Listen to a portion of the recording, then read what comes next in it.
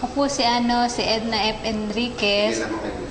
Oh, ito naman po ang anak ko si Gerald F. Enriquez. Ang pangalan po ng mister ko ay si Joel F. Enriquez. Kami po ay nakatira dito sa BM San Pedro. Before na hindi pa po siya nag-take ng complete, ang sakit niya po ay asthmatic siya, tonsillitis.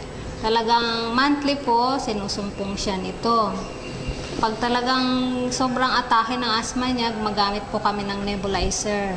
Kasi dumadayung siya na hirap siya talaga. Pag tinake niya to, talagang may pagbabago po. Minsan na lang siya inatake, tapos after that, wala. Ang bagong taon, siyempre ang pinaka numero unong bawal dyan, yung mga paputok, yung usok. Ay naku, talagang napagod akong kakasaway sa kanya. Sabi nga ng kapatid ko, ay naku, irami mo na yung nebulizer mo, mamaya sumpungin na yan ng asma niya. Dahil umiikot siya sa mga usok, sa mga paputok, hindi siya mapigilan kasi nga bata eh. Pero sa awa po ng Diyos, hindi siya sinumpong. Ayun po, pinapayo po sa kanila, subukan nila incomplete dahil po kami, nasubukan namin, talagang naano ko na hindi na siya sinumpong ng ano niya, ng asthma niya. Tsaka tonsillitis. Magaling po talagang malaking kaginawahan bukod sa pakiramdam niya, pati mga pinansyal. Kasi, siyempre, pag nagkakasakit siya, kasama na rin yun ang pinansyal dun. Yan po siya, tsaka masiglaan. Naku, super kulit lang. Si Mrs. Hilda Macmacarbonil, 53 years old. So, hindi ko po alam na may sakit po akong hypertension. Noong January 6, 2009, nakagising na lang po ako na bulol na ako. Yun pala ay isang stroke na. So, sumuod kami kaagad ng provincial hospital at papalit-palit ang gamot sa akin hanggang sa gabi, nawala na ako ng malay. Nung nawala na ako ng malay, hindi ko na alam na ang akala ko, patay na ako talaga kasi naglakbay na ako sa ulap na puti. Ang kwento ng mga nurse sa akin na parang wala na akong pag-asa nung gabi. So, parang nagbagong buhay ako nung nagkamalay ako. Subalit, nung pagkagising ko, naduling naman ang mata ko. At ang kalahati ng katawan ko ay naparalyze din. At 3 buwan akong pabalik-balik sa ospital hanggang sa 7 bisis pa rin akong na-stroke.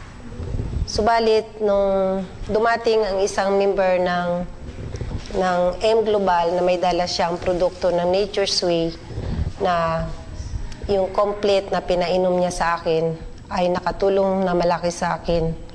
Almost 1 week pa lang ako nagtitik ng gamot na yon, ay malaki na ang recovery ko. Nagpa-laboratory ako sa co-op ng aking goiter dahil yun din lang ang sanhin ng sabi ng doktor, yung heartbeat ko na pabalik-balik ay nag-negative. And then bumalik ako sa doktor ko sa Medical City, nagpa-check up ako uli. Nagulat ang doktor ko dahil ang laki ng pinagbago ng heartbeat ko.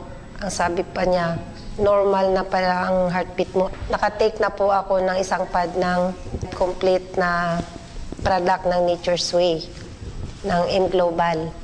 At hindi na po ako inaatake uli.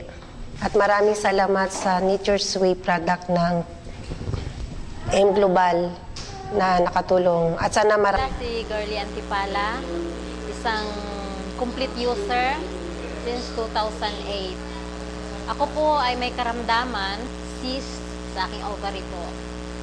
Nalaman ko nagkakaroon ako ng sakit na cyst sa aking ovary.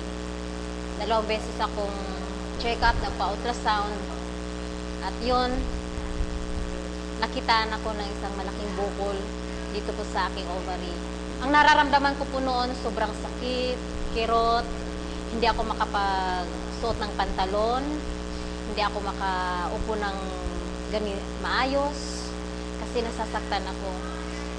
Yun po, nung nasa Adventist na ako, in-ultrasound po ako uli, at yun, nakitaan ko talaga na meron po akong cyst. Pero not knowing na nung umuwi ako sa amin, dumating yung isang product, itong complete. At yun nga, sabi, malaking tulong daw ito para sa akin. hindi pa rin ako naniwala. Although napakinggan ko na yung sinasabi nila, hindi ko pa rin pinapansin. Gawa ng mahal nga. Pero nung habang nakalipas yung mga araw, tinitiis ko yung kirot at sakit at nakikita ko yung isang karton na nakadisplay. Sabi ko, sige nga, subukan ko kung gaano katotoo yung sinasabi nila. At yun nga, trinay ko. At habang tinitake ko, yun po, naging daan. Nararamdaman ko, unti-unti akong gumagaling. At salamat po sa Panginoon, naging daan itong complete. Ito siya. Ako po'y gumaling sa karamdaman ko, nawala po yung cyst ko. 2 pad pa lang yung naubos ko. Wala na po yung sakit. At isa pang magandang blessing na binigay ni Lord sa akin, nabuntis pa ako at nagkaanak.